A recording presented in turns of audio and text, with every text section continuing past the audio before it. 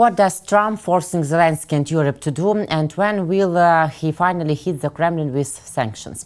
This and other topics we will discuss right now. My name is Iryna Uzlova, and today with us is Michael Sheitelman, political strategist. Michael, hello. Glad to see you. Thank you for joining us. Good evening, Iryna. Glad to see you too. Ukrainian President Volodymyr Zelensky will be forced to conclude a ceasefire agreement with Russia. This was stated by US President Donald Trump again. Trump said that he doesn't want to make money and wants the Ukrainian conflict to end. This is how he commented to journalists on the demand for the United Europe to stop buying Russian oil. Trump also said again that Zelensky and Putin hate each other. Looks like I have to sit in the same room with them because they can't sing together. He also stated that European countries should stop buying oil from Russia.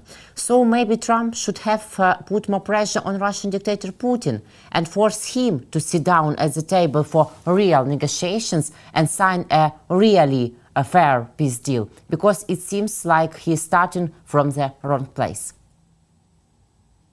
Yes, it is also the right, but from all the quotes you mentioned, the most controversial is about hateness between Zelensky and Putin. In this speech, and generally in all of his speeches, Mr. President of United States, he makes from Zelensky actor of this conflict. And Zelensky is just the president of Ukraine. It is elected position, president of Ukraine, and we have different presidents in different period of times. And obviously next election it will be somebody else maybe. And the conflict not between Zelensky and Putin. Yes. We could discuss, is it the conflict between Ukrainian people and Putin, and maybe Ukrainian people and Russian people. This is the argument, yeah. For example, the German chancellor, the previous German chancellor, he said that this is the war between Putin and Ukraine, not between Russian nation and Ukraine. This is discussable, yeah, but obviously this is not war between Putin and Zelensky. Putin is an actor as a dictator. Zelensky is, as an elected president, he is not an actor in this conflict. This is very important. And this important point is not understandable by President Trump, absolutely. He is sure that it depends on Zelensky will and not on the Ukrainian nation will and not on Ukrainian state will. The decision about this kind of ceasefire or this kind of ceasefire. President Zelensky just reflect the thoughts of Ukrainian people. And we could check these thoughts by polls, yeah? For example, the last poll just today, the results they published by Kiev Institute of Sociology, and they reflects that only about 17% of Ukrainian population agrees to Russian peace plan, 17%. And 75% is agreed to European peace plan. European peace plan is ceasefire on the front line, on the current front line, yeah, and the security guarantees by Europe, by European troops inside Ukrainian territory. This is the European plan, and 75% of Ukrainians support this plan. But Russian plan, which is called so-called Russian plan, is to de facto to surrender by Ukraine. Only 17% is agreed. So Mr. Zelensky can't sign this plan or can't sign agreement with these conditions. That's obvious. He can't sign something which is not supported by Ukrainian people. It couldn't go through parliament, for example, and president cannot sign something without parliament also, and it cannot go through referendum or anything.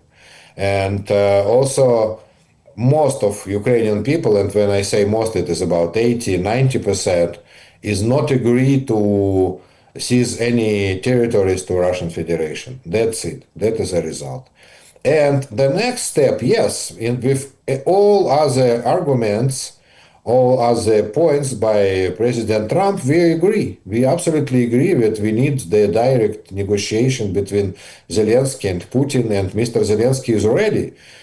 He hates or don't hates or likes, it doesn't matter, Mr. Putin, but he obviously agreed to negotiate with Mr. Putin, and he said that many times, and we offered many places for this meeting. Mr. Putin is not agreed to negotiate with Zelensky, and he also does not agree to negotiate in the threesome of Trump, Zelensky, Putin. And the last time we heard that from the Deputy Minister of Foreign Affairs of Russian Federation just today. He said that is not on the table, that is not actual point to organize this threesome meeting. Yeah. So this is the answer just from today. So I believe that the next step of President Trump will be, this is not my it's not my will, this is not what I want, but I believe this is my rather forecast, that he will try to organize this threesome meeting somewhere in United States, maybe the nearest opportunity is New York and is the General Assembly of United Nations. Next Because week. next week on Monday, we have the highest meeting of all the planet, the General Assembly of United Nations.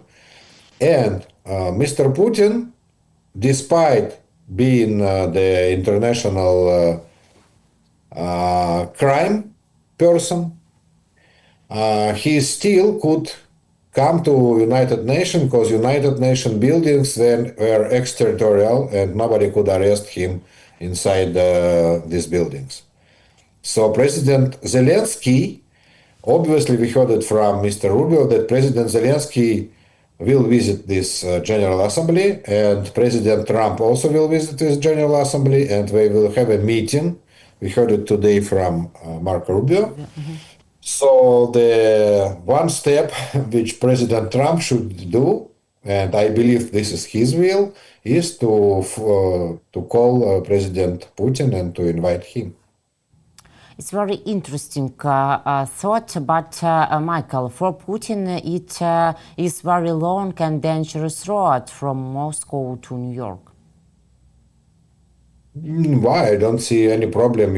If he did all the way to Alaska, so why not to do the way from Alaska to New York, or why not to do the way from on the above the North Pole from Russian Federation to United States? Technically, there is no problem to come there. But we have another big problem. Putin doesn't want to stop his cruel war against Ukraine. And That's a point. That's a point. Yeah. yes. So the main topic of such negotiation, which can it be? The topic obvious. This is the territories which Mr. Putin wants to take to Russian Federation, and we also know the answer. No 1 square kilometer of Ukrainian territories never will be recognized as a Russian territory. This is the answer not only by Ukrainian people, not only by Ukrainian government and Ukrainian constitution, but also by all the European countries. Just all the European countries does not agree to any territorial compromises with Russian Federation, obviously, because it will destroy international order, it will destroy the international laws. And the countries of Western civilization, except of United States, are not agreed to destroy international laws and are not agreed to destroy international order. Yes. So I have one question about your previous answer, that why doesn't Donald Trump understand the sense of this war and the position of all Ukrainian nation? Why does he think that this war is between Zelensky and Putin? Or he doesn't want to realize it because it will be more difficult to solve this war? No, I believe because he is not so curious. Really, he's just not curious about another nations. He's not curious about what happens in other countries. Just not as a person, And this is the reason why we very Almost every day we hear from him, from his mouth, some very stupid words. For example, just last weekend he said that he organized a peace deal between Albania and Azerbaijan, and Albania was very surprised because this country never had any problem with Azerbaijan. Yes. And he just don't know there Albania is um, located on the map, and he doesn't know where Armenia is located on the map, I believe. And he doesn't know where any Ukrainian regions and districts located on the map, or Russian districts. He doesn't know about that, absolutely. And we could follow all the way of Mr. Trump international policy, just I mean on his second term, and to find huge mistakes every day in his daily speeches. For example, he said that Crimea is the island inside the ocean, which is absolutely not true. Crimea is not an island. It is not inside the ocean. It is in the Black Sea. And he said that Crimea is the island which has the same size like Texas, but Crimea is 60 times less Yes. than Texas. So it is very small peninsula in Black Sea. So this is absolute bullshit what he says. The same about all the events of the war. When he comments the events of the war, physical events of the war, he also makes huge mistakes just day after day. For example, when he said that Ukrainian army bombed the Russian jets, which stayed on their parking places inside Russia. He didn't know that these planes daily, each night, they bomb Ukrainian territories. So this is military jets, not the civil jets or something. Yes. And he just never knew that, never knew about that. So the same, he doesn't know anything about the practice. And this is the reason why on the last meeting between Mr. President Trump and the eight European leaders in White House, it was just 1 month ago, President Zelensky brought the map of Ukraine with all the discussion. And he was very happy that it was the first time when President Trump saw the map of Ukraine. Now, if we ask him to mention all the 7 wars he stopped, and he says that this is his claim that he stopped 7 wars, I'm afraid he will not mention all the wars. He does not remember the names of countries where he stopped the wars. Yes, a lot of weird mistakes and a lot of challenges for us due to such Trump's knowledges. Anyway, a few days ago, Trump admitted that Putin is an aggressor, that Russian Federation is an aggressor, and it's maybe first time, or it's only words. Yeah, again, they were very happy about that, but I believe that he just don't recognize the difference. He just not recognize the difference between aggressor and not aggressor. He doesn't think that this is important phrase or important determination of some words. Some wording is important. He does not believe in that. Usually, you see, then he speaks about people's life, about the killing a lot of people. He speaks in categories of cards. For him, people is cards or stakes, not the people from the blood. Yeah, we and President Zelensky, by the way, were very disappointed. Then on their first meeting in White House, President Trump said, "You don't have cards against Russia," and President Zelensky said, "We don't play cards. We don't play cards in this war. This is a war. The Russians, they kill a lot of Ukrainian people, children, women, etc., etc. By the way, also animal, not only people. And they kill it just for killing, not just for fun, for example, like in Kherson, for example, they kill people for fun, daily, each day. They hunting people, Russians. And President Trump says about that as a card game. But today, I thought that maybe he uses this terminology of card game only about the Ukrainian-Russian war, because this war for him is something between, some wild tribes. He doesn't care not about Russians, not about Ukrainians. But not today. He used the same terminology about Israel war in Gaza Strip. He said that if Hamas does not release the hostages today, when all of his on its stakes goes out, that it was also the poker terminology. So also about the hostages of Jews hostages which are in hands of Hamas terrorists, he speaks like about the cards and stakes and poker game. And this is very sad story, but this is the reality we should manage. We can't change President of United States. We can't change his mind. We can't learn him anything. He is very adult, you know. He is not a child. Yes.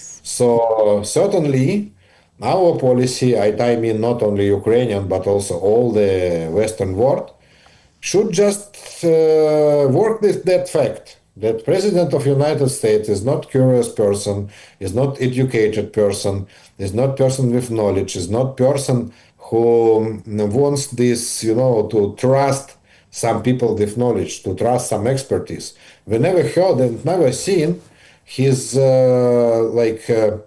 meetings with advisors. He does not have any security advisors. When he fired his previous security advisor, he didn't hire nobody else Yes. except this, yeah.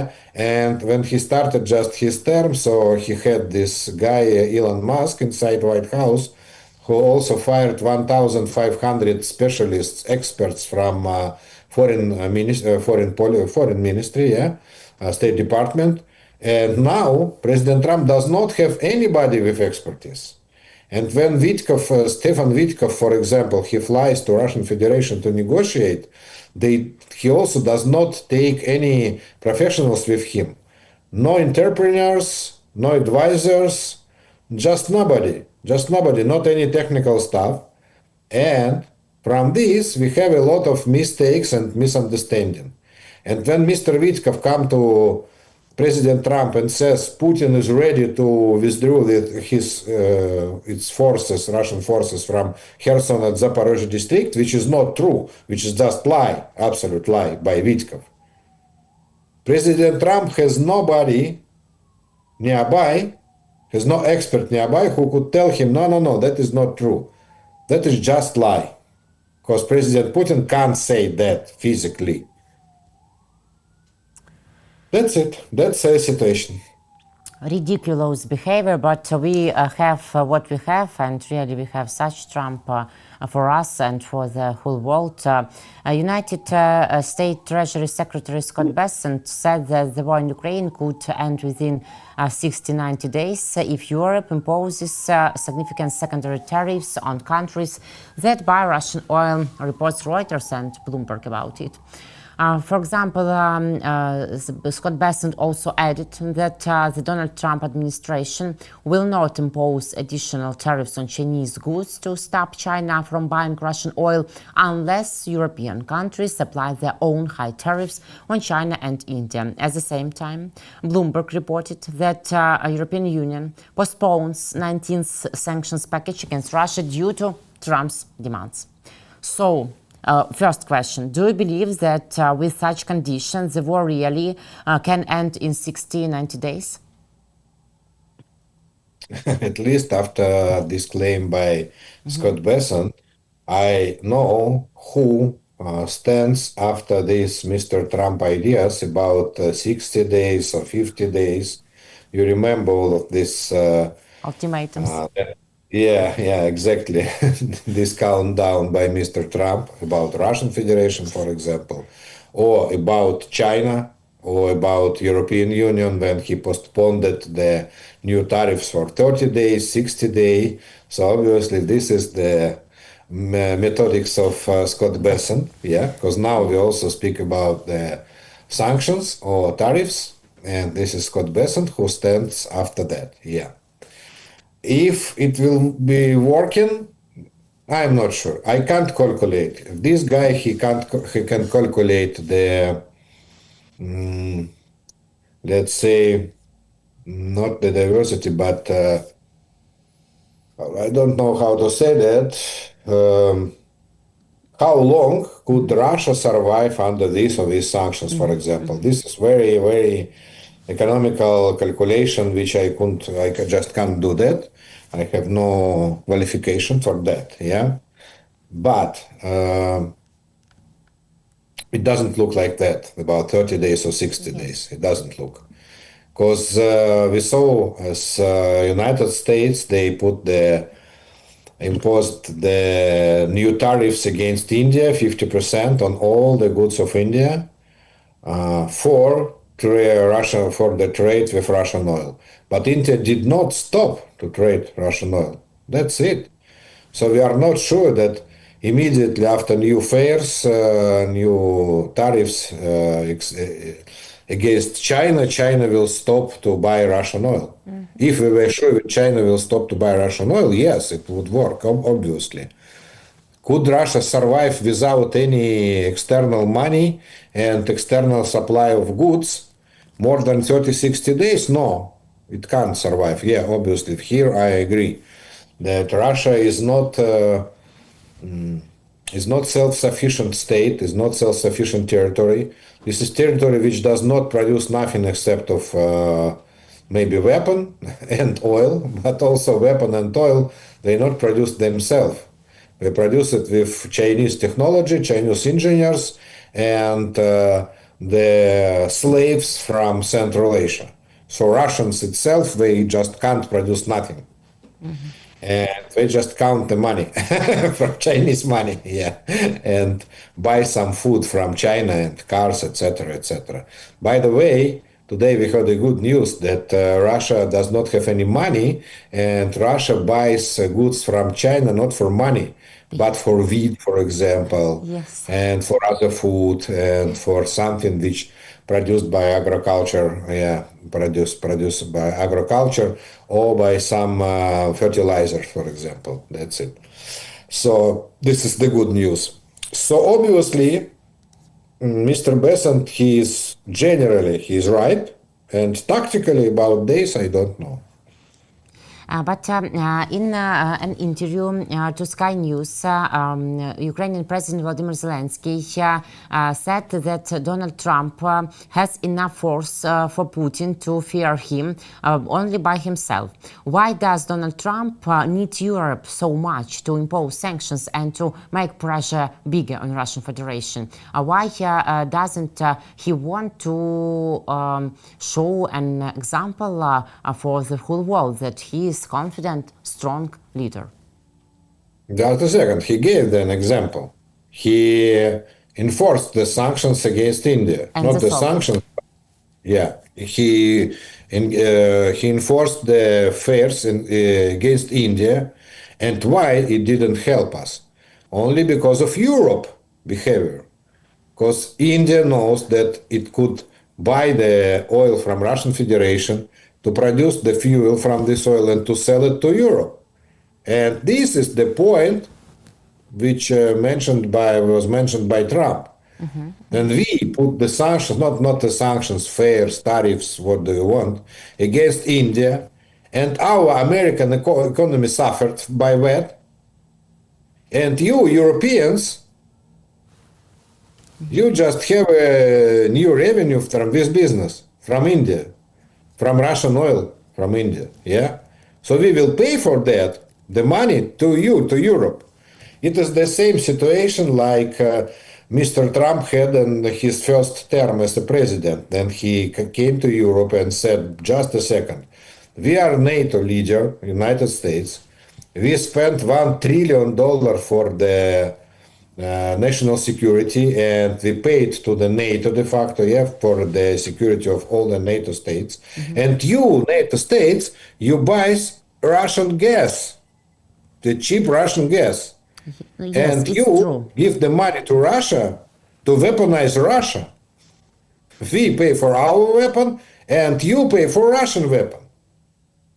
Are you sure that we are allies in this situation? No, we are not allies. And the same he has now. So now I agree. In this point, I absolutely agree with Mr. Trump that Europe should put the same sanctions, at least on India, at least. And afterwards, as today many bureaucrats from Washington said about that, so that is not news, that we are ready to put the sanctions on China, but together with Europe. And Europe should stop to buy oil and to buy gas. By the way, today they have good news from America that that there is only two countries in Europe who buys Russian Yes, oil. Hungary and European. Slovakia. And I think that you mean words by US Republican Senator Lindsey Graham, who told that Hungary and Slovakia will face serious consequences if they continue to buy Russian oil. But do you believe in these words and promise by Lindsey Graham? Absolutely, why not? I don't believe that anybody could stop Lindsey Graham to put sanctions on Hungary or Slovakia. There is no problem with that. Really? And President Trump will not stop him. Yeah, why not?